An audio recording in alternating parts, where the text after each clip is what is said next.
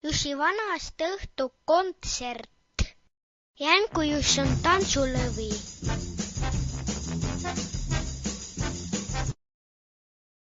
Mis me vanast õhtul teeme?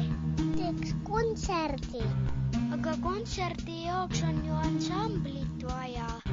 Ärge muretsege. Tere, Juss, mis mureks? Meil on aastalõpu kontsertiks ansamblit vaja. Kas meie mees kõlbab? Ikka kõlbab. Aga teeme nii, et nemad mängivad ja meie laulame. Mida me täna õhtu teeme? Et kontsert. Väga huvitav. Kas ansambel tuleb ka? Jah, aga see on üllatus. Kas sa kedagi kontsertile ka kutsusid?